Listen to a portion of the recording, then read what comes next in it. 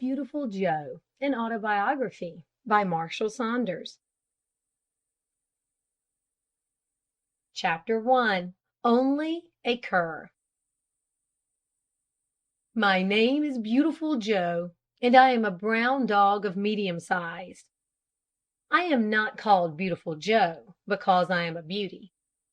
Mr. Morris, the clergyman, in whose family I have lived for the last 12 years, says that he thinks I must be called Beautiful Joe for the same reason his grandfather, down South, called a very ugly colored slave lad Cupid, and his mother Venus. I do not know what he means by that, but when he says it, people always look at me and smile. I know that I am not beautiful, and I know that I am not a thoroughbred. I am only a cur. When my mistress went every year to register me and pay my tax, and the man in the office asked what breed I was, she said part fox terrier and part bull terrier, but he always put me down a cur. I don't think she liked having him call me a cur. Still, I have heard her say that she preferred curs, for they have more character than well-bred dogs. Her father said that she liked ugly dogs for the same reason that a nobleman at the court of a certain king did, namely, that no one else would. I am an old dog now, and am writing, or rather getting a friend to write, the story of my life. I have seen my mistress laughing and crying over a little book that she says is the story of a horse's life, and sometimes she puts the book down close to my nose to let me see the pictures. I love my dear mistress. I can say no more than that. I love her better than any one else in the world, and I think it will please her if I write the story of a dog's life. She loves dumb animals, and it always grieves her to see them treated cruelly. I have heard her say that if all the boys and girls in the world were to rise up and say that there should be no more cruelty to animals, they could put a stop to it. Perhaps it will help a little if I tell a story. I am fond of boys and girls, and though I have seen many cruel men and women, I have seen few cruel children. I think the more stories there are written about dumb animals, the better it will be for us. In telling my story, I think I had better begin at the first and come right on to the end. I was born in a stable on the outskirts of a small town in Maine called Fairport. The first thing I remember was lying close to my mother and being very snug and warm. The next thing I remember was always being hungry. I had a number of brothers and sisters, 6 in all, and my mother never had enough milk for us. She was always half starved herself, so she could not feed us properly. I am very unwilling to say much about my early life. I have lived so long in a family where there is never a harsh word spoken, and where no one thinks of ill treating anybody or anything, that it seems almost wrong even to think or speak of such a matter as hurting a poor dumb beast. The man that owned my mother was a milkman. He kept 1 horse and 3 cows, and he had a shaky old cart that he used to put his milk cans in. I don't think there can be a worse man in the world than that milkman. It makes me shudder now to think of him. His name was Jenkins, and I am glad to think that he is getting punished now for his cruelty to poor dumb animals and to human beings. If you think it is wrong that I am glad, you must remember that I am only a dog. The first notice that he took of me when I was a little puppy, just able to stagger about, was to give me a kick that sent me into a corner of the stable. He used to beat and starve my mother. I have seen him use his heavy whip to punish her till her body was covered with blood. When I got older, I asked her why she did not run away. She said she did not wish to. But I soon found out that the reason she did not run away was because she loved Jenkins. Cruel and savage as he was, she yet loved him, and I believe she would have laid down her life for him. Now that I am old, I know that there are more men in the world like Jenkins. They are not crazy, they are not drunkards. They simply seem to be possessed with a spirit of wickedness. There are well-to-do people, yes, and rich people, who will treat animals, and even little children, with such terrible cruelty that one cannot even mention the things they are guilty of. One reason for Jenkins' cruelty was his idleness.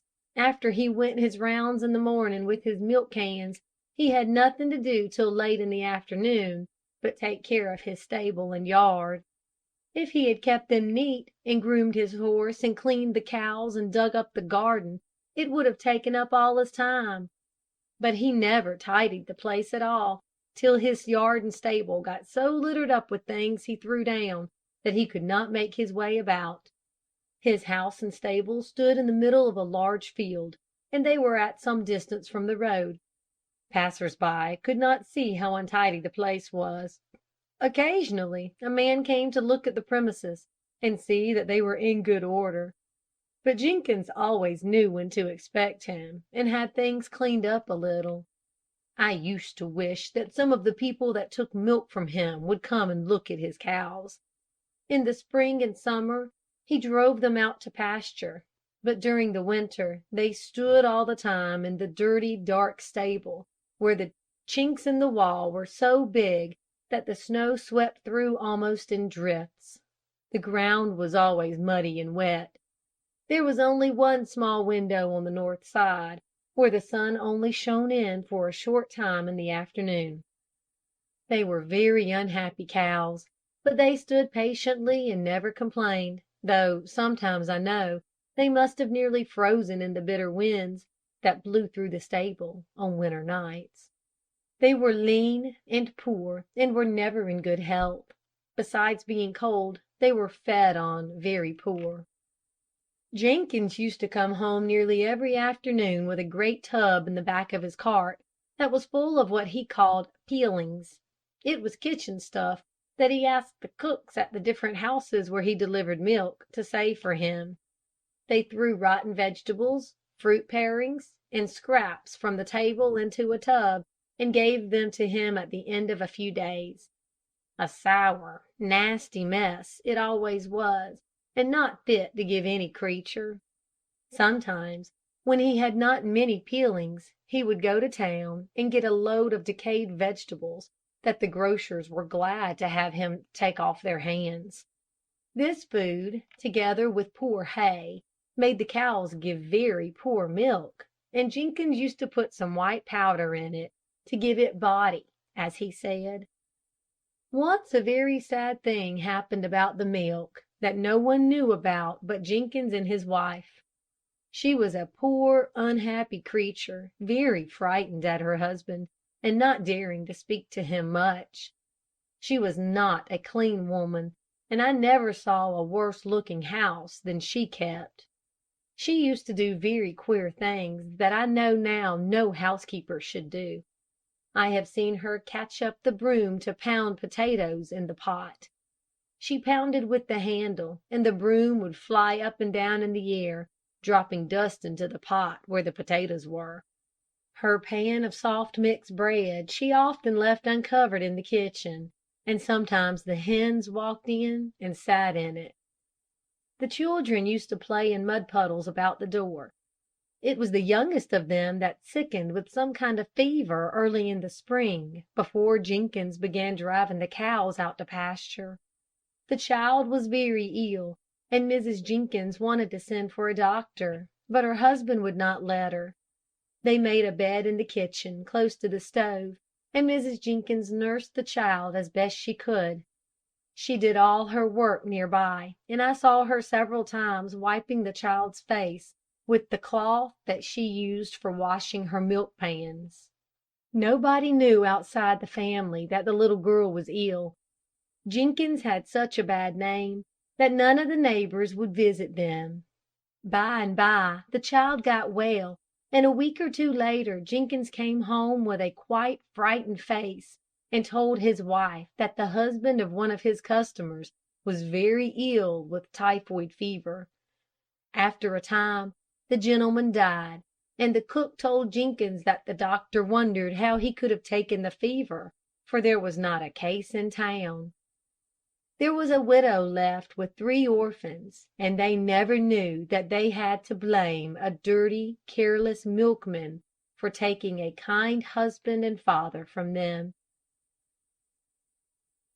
Chapter 2. The Cruel Milkman. I have said that Jenkins spent most of his days in idleness. He had to start out very early in the morning in order to supply his customers with milk for breakfast. Oh, how ugly he used to be when he came into the stable on cold winter mornings before the sun was up. He would hang his lantern on a hook and get out his milking stool, and if the cows did not step aside just to suit him, he would seize a broom or fork and beat them cruelly. My mother and I slept on a heap of straw in the corner of the stable, and when she heard his step in the morning, she always roused me so that we could run outdoors as soon as he opened the stable door. He always aimed a kick at us as we passed, but my mother taught me how to dodge him. After he finished milking, he took the pails of milk up to the house for Mrs. Jenkins to strain and put in the cans, and he came back and harnessed his horse to the cart. His horse was called Toby, and a poor, miserable, broken down creature he was. He was weak in the knees, and weak in the back, and weak all over, and Jenkins had to beat him all the time to make him go. He had been a cab horse, and his mouth had been jerked and twisted and sawed at, till one would think there could be no feeling left in it. Still, I have seen him wince and curl up his lip when Jenkins thrust in the frosty bit on a winter's morning. Poor old Toby! I used to lie on my straw sometimes and wonder he did not cry out with pain. Cold and half starved he always was in the winter time, and often with raw sores on his body that Jenkins would try to hide by putting bits of cloth under the harness. But Toby never murmured, and he never tried to kick and bite, and he minded the least word from Jenkins, and if he swore at him. Toby would start back or step up quickly, he was so anxious to please him. After Jenkins put him in the cart and took in the cans, he set out on his rounds. My mother, whose name was Jess, always went with him.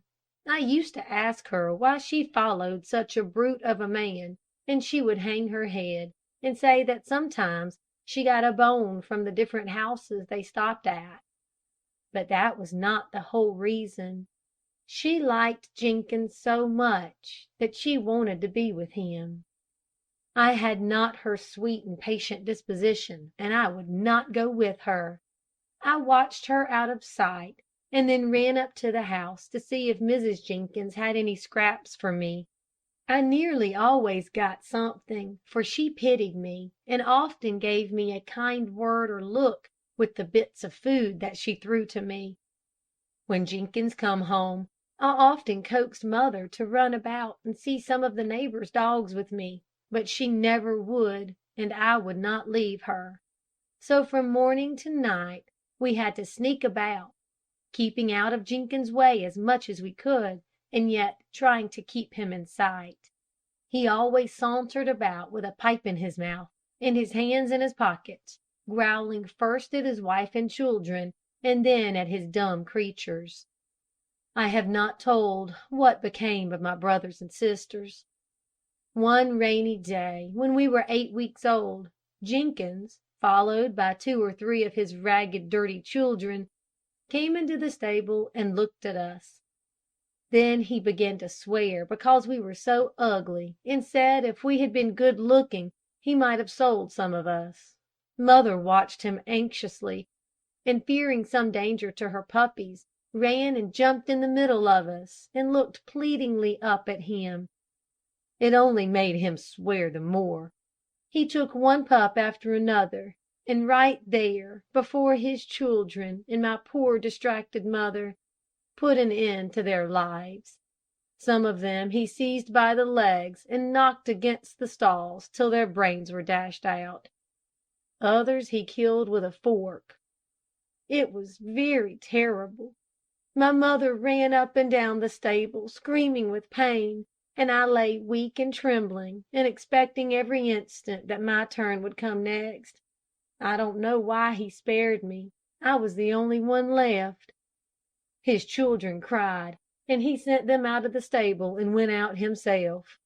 Mother picked up all the puppies and brought them to our nest in the straw and licked them, and tried to bring them back to life, but it was of no use. They were quite dead. We had them in our corner of the stable for some days, till Jenkins discovered them, and swearing horribly at us, he took his stable fork and threw them out in the yard, and put some earth over them. My mother never seemed the same after this. She was weak and miserable, and though she was only 4 years old, she seemed like an old dog. This was on account of the poor food she had been fed on. She could not run after Jenkins, and she lay on our heap of straw, only turning over with her nose the scraps of food I brought her to eat. One day she licked me gently, wagged her tail, and died. As I sat by her, feeling lonely and miserable, Jenkins came into the stable. I could not bear to look at him. He had killed my mother. There she lay, a little gaunt, scarred creature, starved and worried to death by him. Her mouth was half open, her eyes were staring. She would never again look kindly at me, or curl up to me at night to keep me warm. Oh, how I hated her murderer! But I sat quietly, even when he went up and turned her over with his foot to see if she was really dead. I think he was a little sorry, for he turned scornfully toward me and said, "She was worth two of you. Why didn't you go instead?" Still I kept quiet, till he walked up to me and kicked at me. My heart was nearly broken, and I could stand no more. I flew at him and gave him a savage bite on the ankle. "Oh, ho!" he said. "So you are going to be a little fighter, are you? I'll fix you for that." His face was red and furious. He seized me by the back of the neck and carried me out to the yard, where a log lay on the ground. "Bill," he called to one of his children, "bring me the hatchet." He laid my head on the log and pressed one hand on my struggling body. I was now a year old and a full-sized dog. There was a quick, dreadful pain, and he had cut off my ear. Not in the way they cut puppies' ears, but close to my head, so close that he cut off some of the skin beyond it. Then he cut off the other ear, and turning me swiftly round, cut off my tail close to my body. Then he let me go, and stood looking at me as I rolled on the ground and yelped in agony. He was in such a passion that he did not think that people passing by on the road might hear me. Chapter 3. My kind deliverer and Miss Laura. There was a young man going by on a bicycle.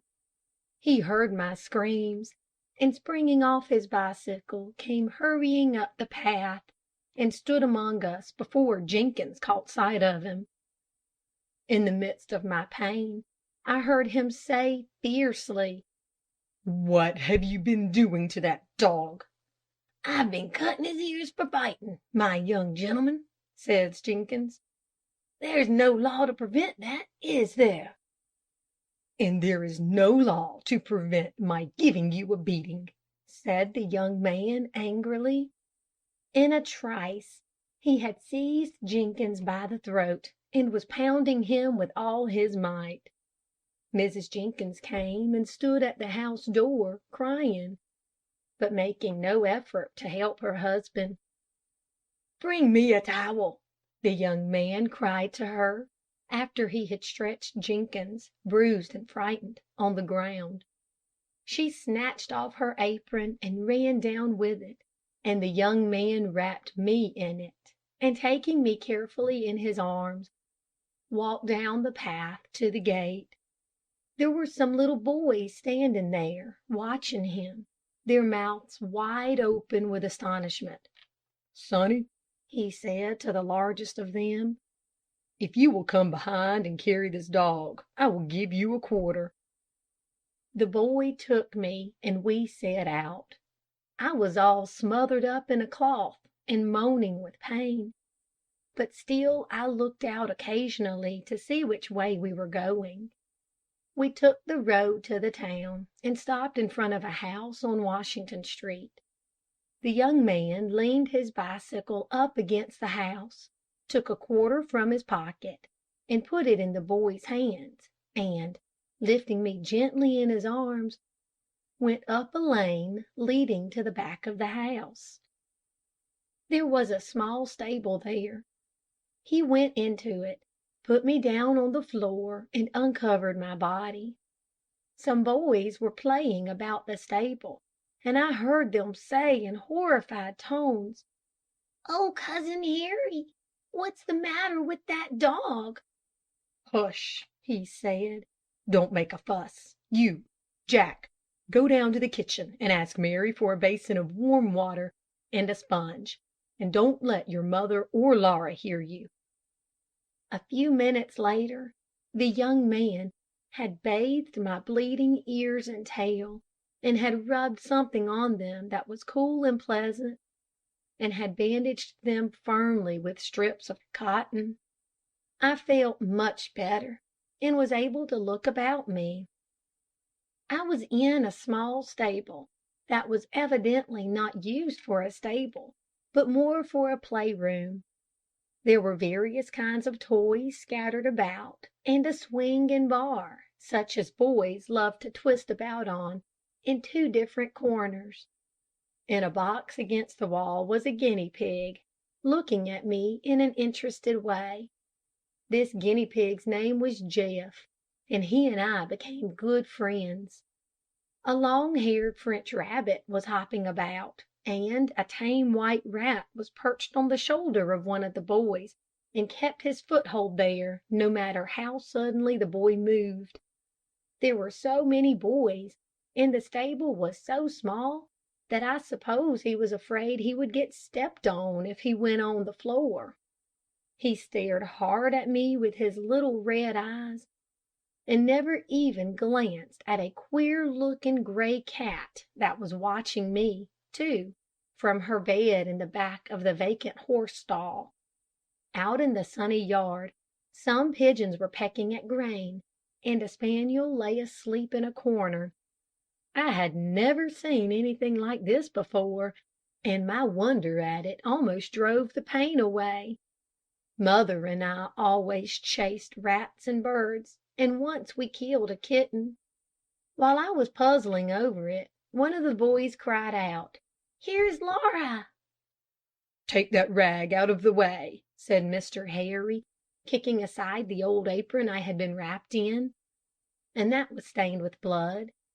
One of the boys stuffed it into a barrel, and they all looked toward the house.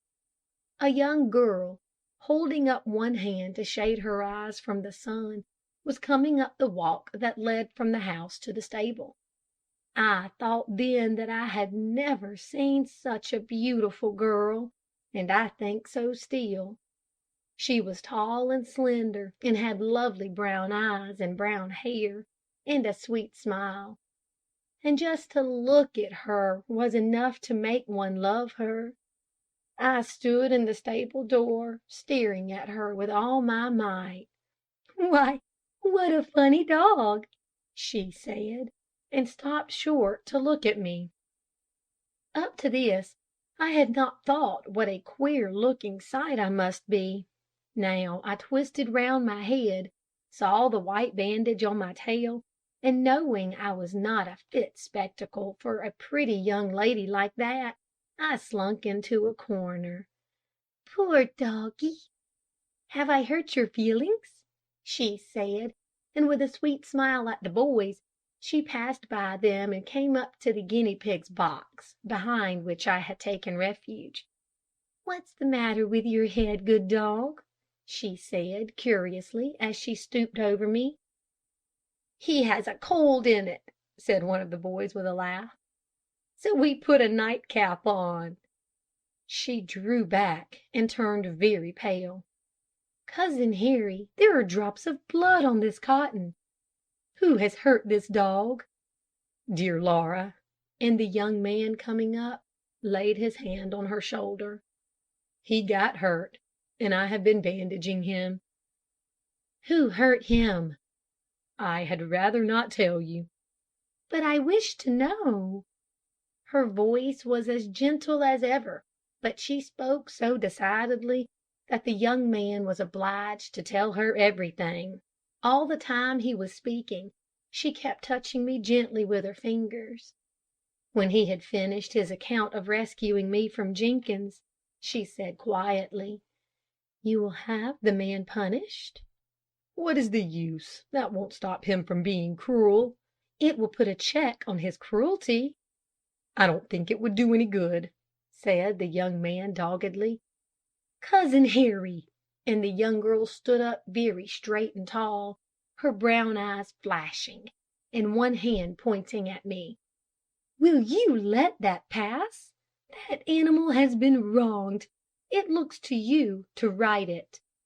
The coward who has maimed it for life should be punished. A child has a voice to tell its wrong. A poor dumb creature must suffer in silence, in bitter, bitter silence. And," eagerly, as the young man tried to interrupt her, "you are doing the man himself an injustice. If he is bad enough to ill-treat his dog, he will ill-treat his wife and children. If he is checked and punished now for his cruelty, he may reform, and even if his wicked heart is not changed, he will be obliged to treat them with outward kindness, through fear of punishment." The young man looked convinced, and almost as ashamed as if he had been the one to crop my ears. "What do you want me to do?" he said slowly, and looking sheepishly at the boys, who were staring open-mouthed at him and the young girl. The girl pulled a little watch from her belt. "I want you to report that man immediately. It is now 5 o'clock. I will go down to the police station with you, if you like." "Very well," he said, his face brightening, and together they went off to the house. Chapter 4. The Morris Boys Add to My Name. The boys watched them out of sight. Then one of them, whose name I afterward learned was Jack, and who came next to Miss Laura in age, gave a low whistle and said, "Doesn't the old lady come out strong when any one or anything gets abused? I'll never forget the day she found me setting Jim on the black cat of the Wilsons. She scolded me, and then she cried, till I didn't know where to look. Plague on it! How was I going to know he'd killed the old cat? I only wanted to drive it out of the yard. Come on, let's look at the dog." They all came and bent over me, as I lay on the floor in my corner. I wasn't much used to boys, and I didn't know how they would treat me. But I soon found by the way they handled me and talked to me, that they knew a good deal about dogs, and were accustomed to treat them kindly. It seemed very strange to have them pat me and call me "good dog." No one had ever said that to me before to-day. "He's not much of a beauty, is he?" said one of the boys, whom they called Tom. "Not by a long shot," said Jack Morris with a laugh. "Not any nearer the beauty mark than yourself, Tom." Tom flew at him, and they had a scuffle. The other boys paid no attention to them, but went on looking at me. One of them, a little boy with eyes like Miss Laura's, said, "What did Cousin Harry say the dog's name was?" "Joe," answered another boy. The little chap that carried him home told him. "We might call him Ugly Joe, then," said a lad with a round, fat face and laughing eyes. I wondered very much who this boy was, and, later on, I found out that he was another of Miss Laura's brothers, and his name was Ned. There seemed to be no end to the Morris boys.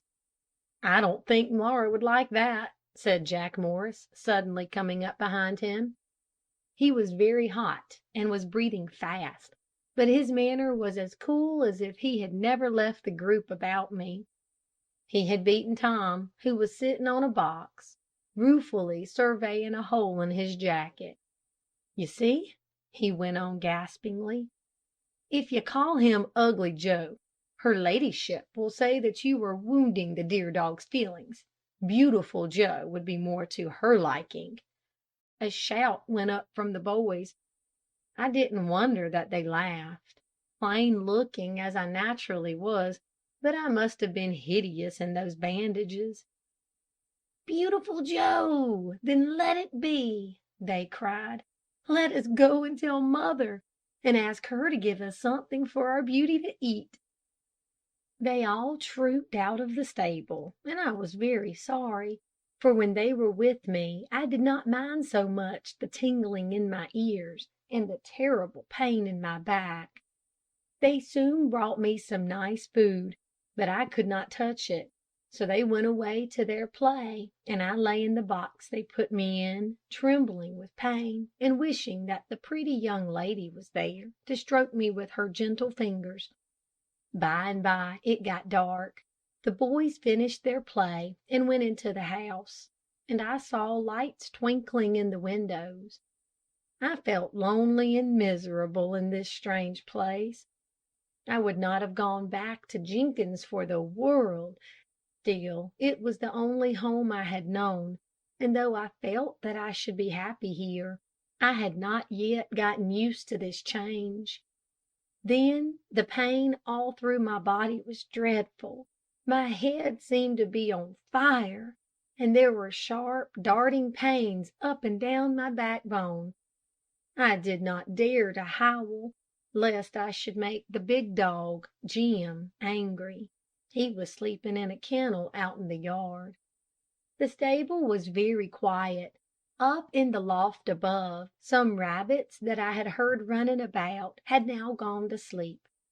The guinea pig was nestling in the corner of his box, and the cat and the tame rat had scampered into the house long ago. At last I could bear the pain no longer. I sat up in my box and looked about me. I felt as if I was going to die, and though I was very weak, there was something inside me that made me feel as if I wanted to crawl away somewhere out of sight. I slunk out into the yard, and along the stable wall, where there was a thick clump of raspberry bushes. I crept in among them and lay down in the damp earth. I tried to scratch off my bandages, but they were fastened on too firmly, and I could not do it. I thought about my poor mother, and wished she was here to lick my sore ears. Though she was so unhappy herself, she never wanted to see me suffer. If I had not disobeyed her, I would not now be suffering so much pain. She had told me again and again not to snap at Jenkins, for it made him worse. In the midst of my trouble, I heard a soft voice calling, "Joe, Joe." It was Miss Laura's voice, but I felt as if there were weights on my paws, and I could not go to her. "Joe, Joe," she said again and again. She was going up the walk to the stable, holding up a lighted lamp in her hand. She had on a white dress, and I watched her till she disappeared in the stable. She did not stay long in there. She came out and stood on the gravel. "Joe, Joe, beautiful Joe, where are you? You were hiding somewhere, but I shall find you." Then she came right to the spot where I was. "Poor doggie," she said, stooping down and patting me. "Are you very miserable, and did you crawl away to die? I have had dogs to do that before, but I am not going to let you die, Joe." And she set her lamp on the ground and took me in her arms. I was very thin then, not nearly so fat as I am now. Still, I was quite an armful for her. But she did not seem to find me heavy. She took me right into the house, through the back door, and down a long flight of steps, across a hall, and into a snug kitchen. "For the land sakes, Miss Laura," said a woman who was bending over a stove, "what have you got there?" "A poor sick dog, Mary," said Miss Laura, seating herself on a chair. "Will you please warm a little milk for him? And have you a box or a basket down here that he can lie in?" "I guess so," said the woman, "but he's awful dirty. You're not going to let him sleep in the house, are you?" "Only for tonight. He is very ill. A dreadful thing happened to him, Mary." And Miss Laura went on to tell her how my ears had been cut off. "Oh, that's the dog the boys were talking about," said the woman. "Poor creature, he's welcome to all I can do for him."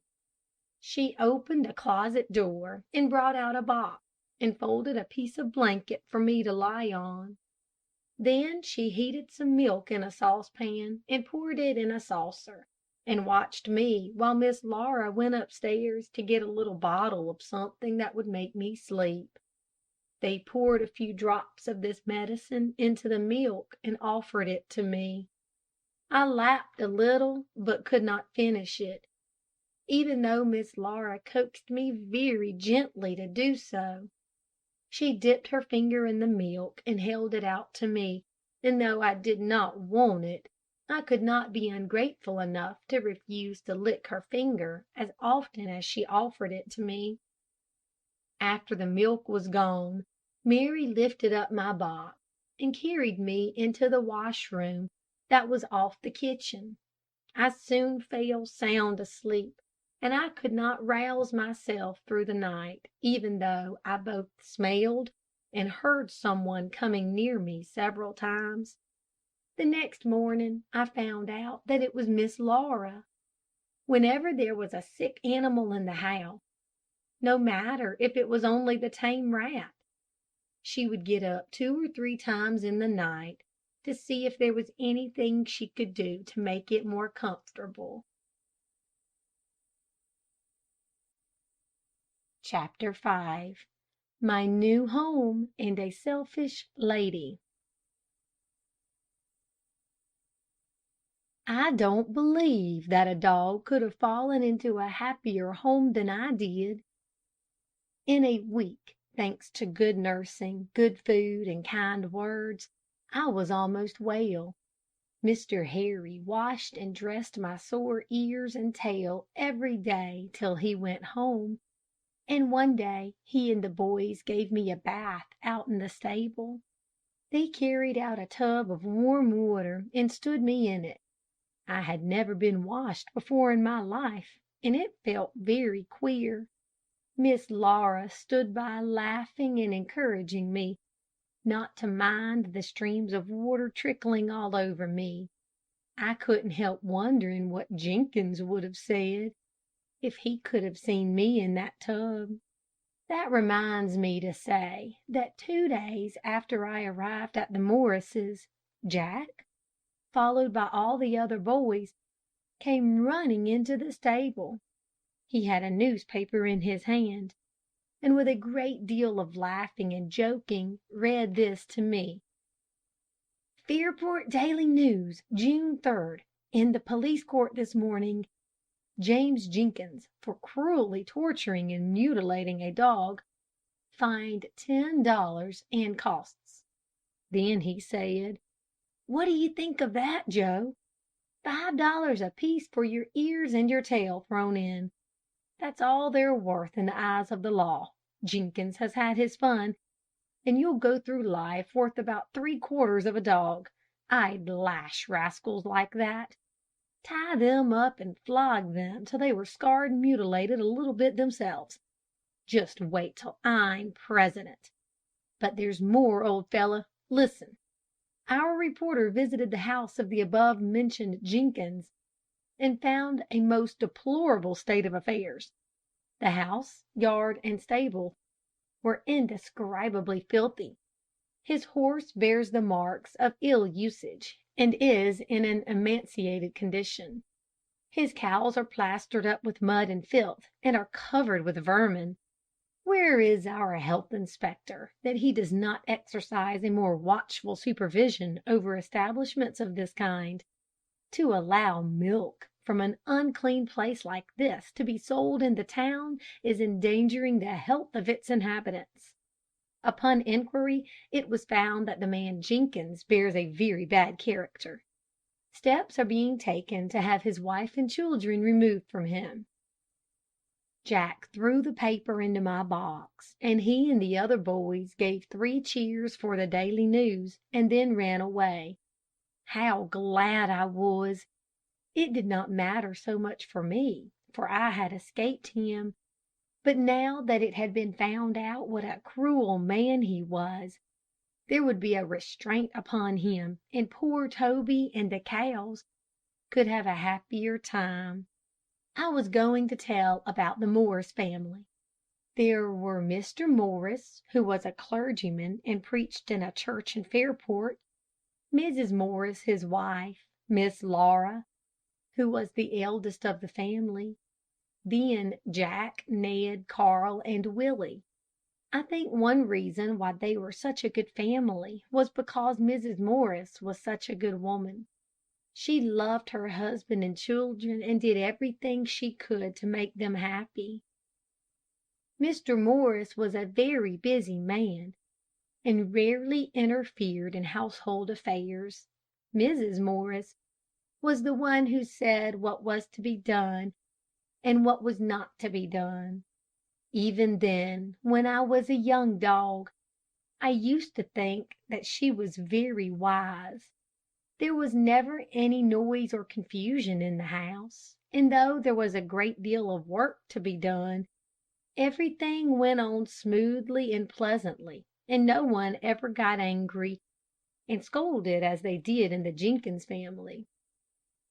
Mrs. Morris was very particular about money matters. Whenever the boys came to her for money to get such things as candy and ice cream, expensive toys, and other things that boys often crave, she asked them why they wanted them.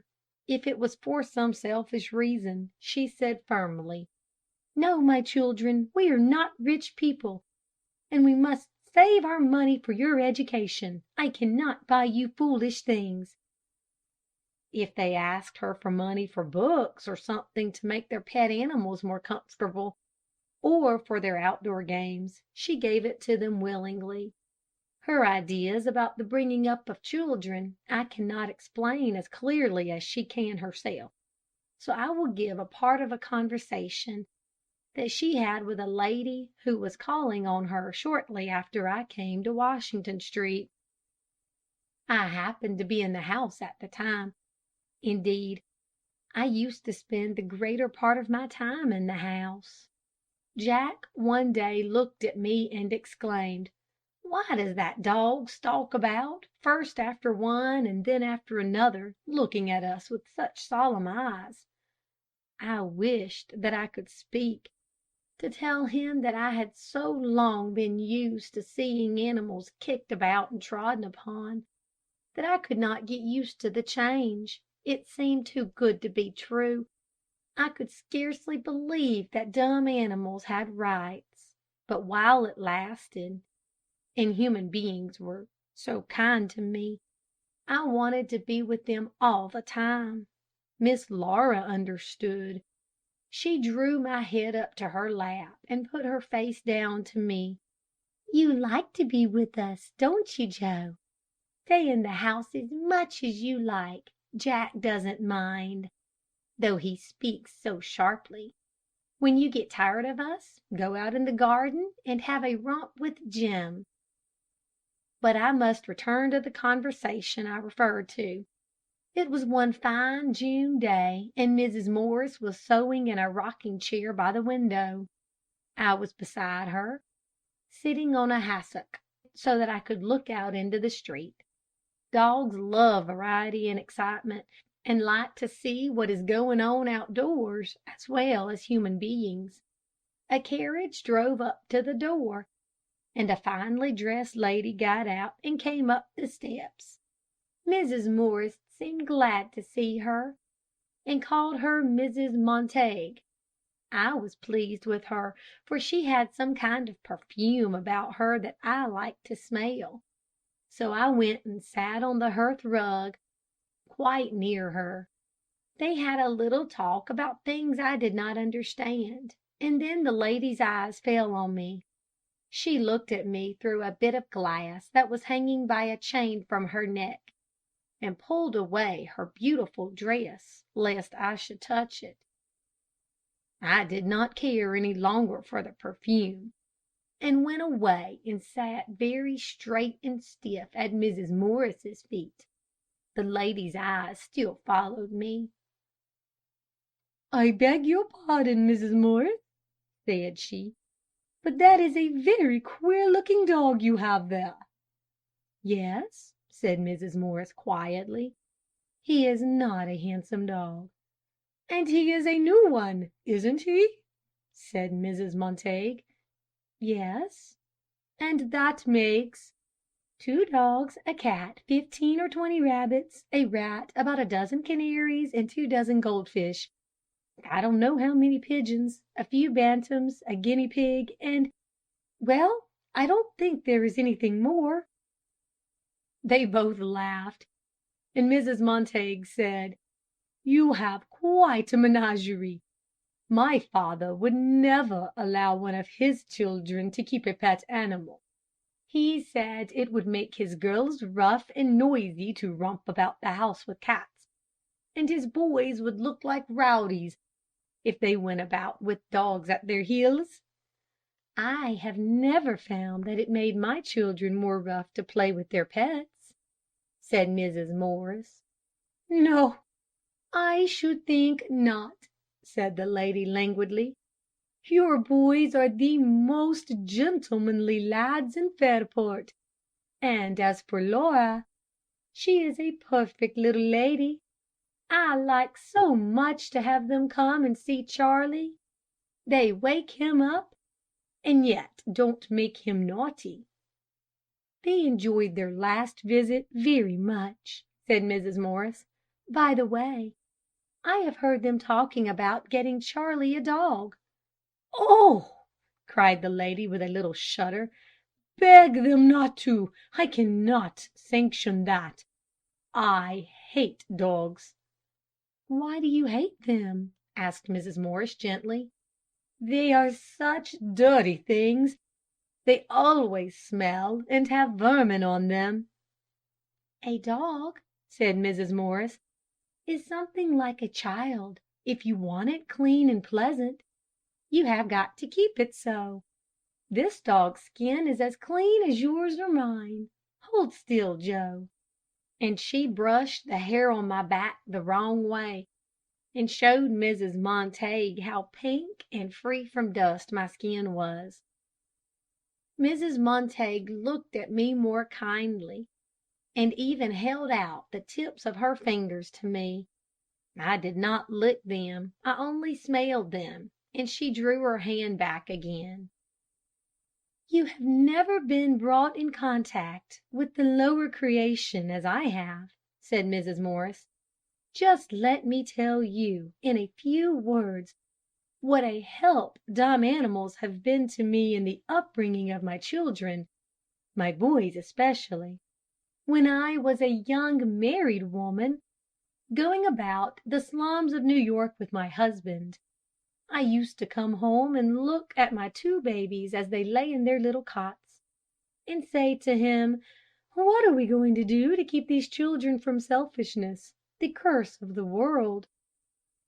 Get them to do something for somebody outside themselves, he always said, and I have tried to act on that principle.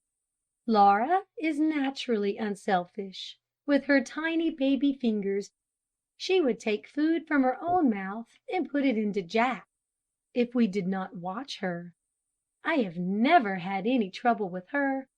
But the boys were born selfish, tiresomely, disgustingly selfish. They were good boys in many ways.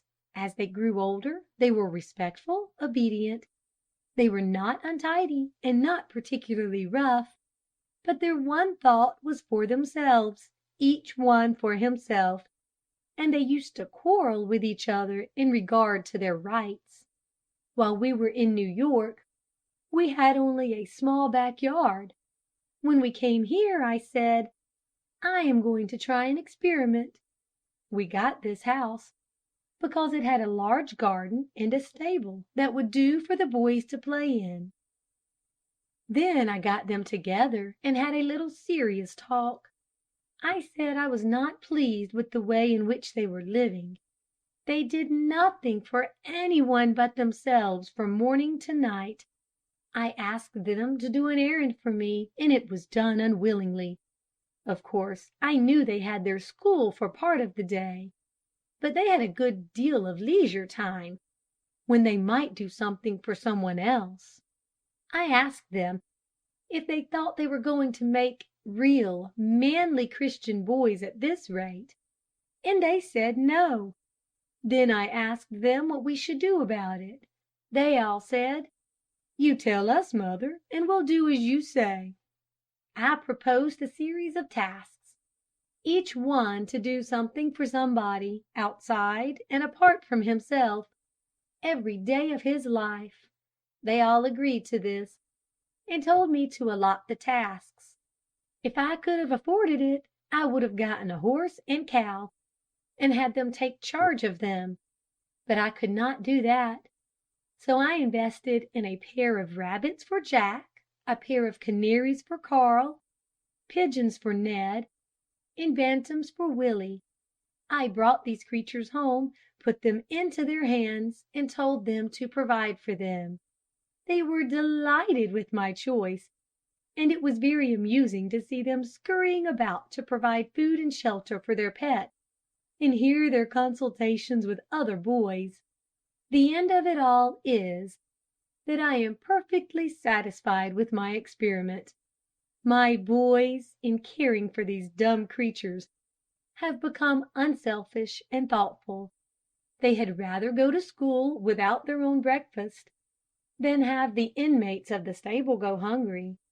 They are getting a humane education, a heart education added to the intellectual education of their schools. Then it keeps them at home. I used to be worried with the lingering about street corners, the dawdling around with other boys, and the idle, often worse than idle, talk indulged in. Now they have something to do. They are men of business. They are always hammering and pounding at boxes and partitions out there in the stable, or cleaning up. And if they are sent out on an errand, they do it and come right home. I don't mean to say we have deprived them of liberty. They have their days for baseball and football and excursions to the woods, but they have so much to do at home that they won't go away unless for a specific purpose. While Mrs. Morris was talking, her visitor leaned forward in her chair and listened attentively. When she finished, Mrs. Montague said quietly, "Thank you. I am glad you told me this. I shall get Charlie a dog." "I am glad to hear you say that," replied Mrs. Morris. "It will be a good thing for your little boy. I should not wish my boys to be without a good, faithful dog. A child can learn many a lesson from a dog. This one," pointing to me, "might be held up as an example to many a human being. He is patient, quiet, and obedient. My husband says that he reminds him of 3 words in the Bible, 'through much tribulation.'" "Why does he say that?" asked Mrs. Montague curiously. "Because he came to us from a very unhappy home."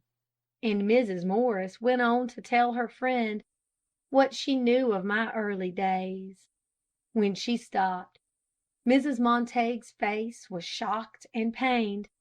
"How dreadful to think that there are such creatures as that man Jenkins in the world! And you say he has a wife and children. Mrs. Morris, tell me plainly, are there many such unhappy homes in Fairport?" Mrs. Morris hesitated for a minute. Then she said, earnestly, "My dear friend, if you could see all the wickedness and cruelty and vileness that is practiced in this little town of ours in one night, you could not rest in your bed."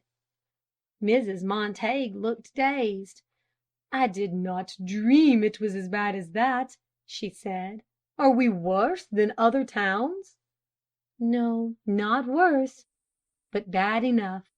Over and over again the saying is true, 'One half the world does not know how the other half lives.' How can all this misery touch you? You live in your lovely house out of the town. When you come in, you drive about, do your shopping, make calls, and go home again. You never visit the poorer streets. The people from them never come to you. You are rich. Your people before you were rich. You live in a state of isolation."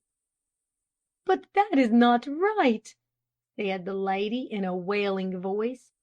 "I have been thinking about this matter lately. I read a great deal in the papers about the misery of the lower classes, and I think we richer ones ought to do something to help them. Mrs. Morris, what can I do?" The tears came in Mrs. Morris's eyes. She looked at the little, frail lady and said simply, "Dear Mrs. Montague, I think the root of the whole matter lies in this. The Lord made us all one family. We are all brothers and sisters. The lowest woman is your sister and my sister. The man lying in the gutter is our brother. What should we do to help these members of our common family who are not as well off as we are? We should share our last crust with them. You and I, but for God's grace in placing us in different surroundings, might be in their places. I think it is wicked neglect, criminal neglect, in us to ignore this fact." "It is," said Mrs. Montague in a despairing voice. "I can't help feeling it. Tell me something I can do to help some one." Mrs. Morris sank back in her chair, her face very sad, and yet with something like pleasure in her eyes, as she looked at her caller. "Your washerwoman," she said, "has a drunken husband and a crippled boy. I have often seen her standing over her tub, washing your delicate muslins and laces, and dropping tears into the water. I will never send her anything more. She shall not be troubled," said Mrs. Montague hastily. Mrs. Morris could not help smiling. "I have not made myself clear. It's not the washing that troubles her. It is her husband who beats her, and her boy who worries her. If you and I take our work from her, she will have that much less money to depend on, and will suffer in consequence. She is a hard working and capable woman, and makes a fair living. I would not advise you to give her money, for her husband would find out and take it from her. It is sympathy that she wants. If you could visit her occasionally, and show that you are interested in her by talking or reading to her poor foolish boy, or showing him a picture book, you have no idea how grateful she would be to you, and how it would cheer her on in a dreary way." "I will go to see her to-morrow," said Mrs. Montague. "Can you think of any one else I could visit?" "A great many," said Mrs. Morris, "but I don't think you had better undertake too much at once. I will give you the addresses of 3 or 4 poor families where an occasional visit would do untold good. That is, It will do them good if you treat them as you do your richer friends. Don't give them too much money or too many presents till you find out what they need. Try to feel interested in them. Find out their ways of living and what they are going to do with their children, and help them to get situations for them if you can. And be sure to remember that poverty does not always take away one's self-respect." I will," said Mrs. Montague eagerly. "When can you give me these addresses?" Mrs. Morris smiled again, and taking a piece of paper and a pencil from her work basket, wrote a few lines and handed them to Mrs. Montague. The lady got up to take her leave. "And in regard to the dog," said Mrs. Morris, following her to the door, "if you decide to allow Charlie to have one, you had better let him come in and have a talk with my boys about it. They seem to know all the dogs that are for sale in the town." "Thank you, I shall be most happy to do so." "He shall have his dog. When can you have him?" "Tomorrow, the next day, any day at all. It makes no difference to me. Let him spend an afternoon and evening with the boys, if you do not object." "It will give me much pleasure," and the little lady bowed and smiled, and after stooping down to pat me, tripped down the steps and got into her carriage and drove away. Mrs. Morris stood looking after her with a beaming face, and I began to think that I should like Mrs. Montague too, if I knew her long enough. 2 days later I was quite sure I should, for I had a proof that she really liked me. When her little boy Charlie came to the house, he brought something for me done up in white paper. Mrs. Morris opened it, and there was a handsome nickel-plated collar with my name on it, "Beautiful Joe." Wasn't I pleased? They took off the little shabby leather strap that the boys had given me when I came, and fastened on my new collar, and then Mrs. Morris held me up to a glass to look at myself. I felt so happy. Up to this time I had felt a little ashamed of my cropped ears and docked tail, but now that I had a fine new collar, I could hold up my head with any dog. "Dear old Joe," said Mrs. Morris, pressing my head tightly between her hands, "you did a good thing the other day in helping me to start that little woman out of her selfish way of living."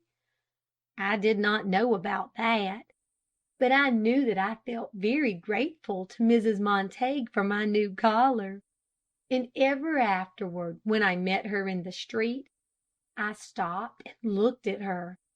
Sometimes she saw me and stopped her carriage to speak to me, but I always wagged my tail, or rather my body, for I had no tail to wag, whenever I saw her, whether she saw me or not.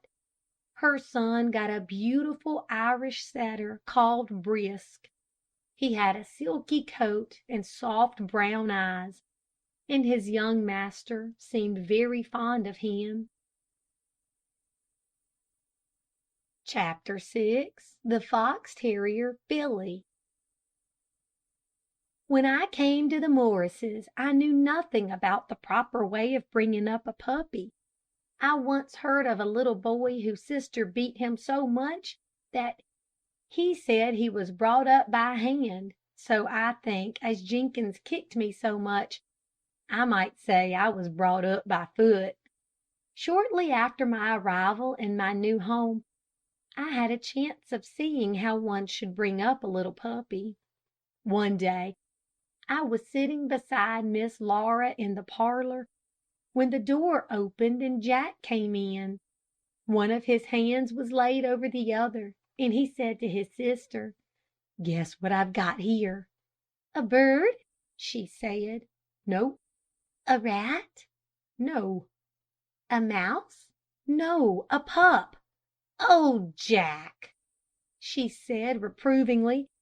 for she thought he was telling a story. He opened his hands, and there lay the tiniest morsel of a fox terrier puppy that I ever saw. He was white with black and tan markings. His body was pure white, his tail black with a dash of tan, his ears black, and his face evenly marked with black and tan. We could not tell the color of his eyes, as they were not open. Later on, they turned out to be a pretty brown. His nose was a pale pink, and when he got older it became jet black. "Why, Jack!" exclaimed Miss Laura, "his eyes aren't open. Why did you take him from his mother?" "She's dead," said Jack. "Poisoned. Left her pups to run about the yard for a little exercise. Some brute had thrown over a piece of poisoned meat, and she ate it. 4 of the pups died. This is the only one left. Mr. Robinson says his man doesn't understand raising pups without their mothers, and as he is going away, he wants us to have it, for we always had such luck in nursing sick animals." Mr. Robinson, I knew, was a friend of the Morrises, and a gentleman who was fond of fancy stock, and imported a great deal of it from England. If this puppy came from him, it was sure to be a good one. Miss Laura took the tiny creature and went upstairs very thoughtfully. I followed her and watched her get a little basket and line it with cotton wool. She put the puppy in it and looked at him.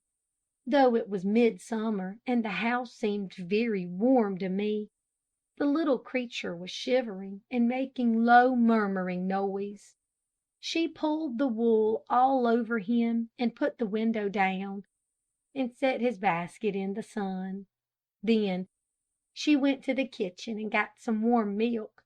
She dipped her finger in it and offered it to the puppy, but he went nosing about it in a stupid way and wouldn't touch it. "Too young," Miss Laura said. She got a little piece of muslin and put some bread in it, tied a string round it, and dipped it in the milk. When she put this to the puppy's mouth, he sucked it greedily. He acted as if he was starving, but Miss Laura only let him have a little.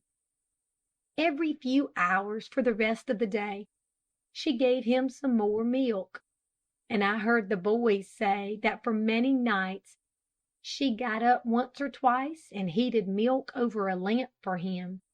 One night the milk got cold before he took it, and he swelled up and became so ill that Miss Laura had to rouse her mother and get some hot water to plunge him in.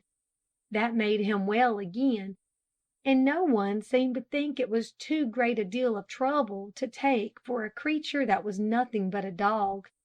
He fully repaid them for all his care, for he turned out to be one of the prettiest and most lovable dogs that I ever saw. They called him Billy, and the 2 events of his early life were the opening of his eyes and the swallowing of his muslin rag. The rag did not seem to hurt him, but Miss Laura said that, as he had got so strong and so greedy, he must learn to eat like other dogs. He was very amusing when he was a puppy. He was full of tricks, and he crept about in a mischievous way when one did not know he was near. He was a very small puppy, and used to climb inside Miss Laura's jersey sleeve up to her shoulder when he was 6 weeks old. One day, when the whole family was in the parlor, Mr. Morris suddenly flung aside his newspaper and began jumping up and down. Mrs. Morris was very much alarmed, and cried out, "My dear William, what is the matter?" "There's a rat up my leg," he said, shaking it violently. Just then little Billy fell out on the floor and lay on his back, looking up at Mr. Morris with a surprised face. He had felt cold, and thought it would be warm inside Mr. Morris's trousers leg. However, Billy never did any real mischief, thanks to Miss Laura's training. She began to punish him just as soon as he began to tear and worry things. The first thing he attacked was Mr. Morris's felt hat. The wind blew it down the hall one day, and Billy came along and began to try it with his teeth. I dare say it felt good to them, for a puppy is very like a baby and loves something to bite. Miss Laura found him, and he rolled his eyes at her quite innocently, not knowing that he was doing wrong. She took the hat away, and pointing from it to him, she said, "Bad Billy!" Then she gave him 2 or 3 slaps with a bootlace. She never struck a little dog with her hand or a stick.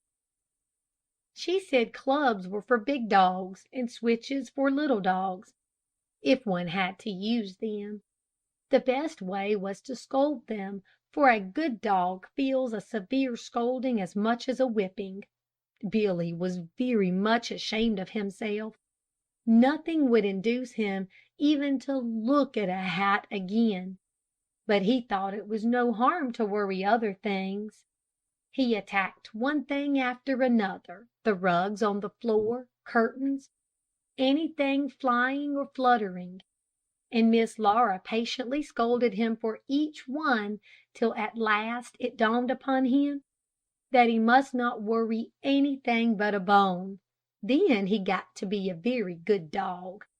There was one thing that Miss Laura was very particular about, and that was to have him fed regularly. We both got 3 meals a day. We were never allowed to go into the dining room, and while the family was at the table, we lay in the hall outside and watched what was going on. Dogs take a great interest in what any one gets to eat. It was quite exciting to see the Morrises passing each other different dishes, and to smell the nice hot food. Billy often wished he could get up on the table. He said that he would make things fly. When he was growing, he hardly ever got enough to eat. I used to tell him that he would kill himself if he could eat all he wanted to. As soon as meals were over, Billy and I scampered after Miss Laura to the kitchen. We each had our own plate for food. Mary, the cook, often laughed at Miss Laura because she would not let her dogs dish together. Miss Laura said that if she did, the larger one would get more than his share, and the little one would starve. It was quite a sight to see Billy eat. He spread his legs apart to steady himself, and gobbled at his food like a duck. When he finished, he always looked up for more, and Miss Laura would shake her head and say, "No, Billy, better longing than loathing. I believe that a great many little dogs are killed by overfeeding." I often heard the Morrises speak of the foolish way in which some people stuffed their pets with food, and either kill them by it or keep them in continual ill health.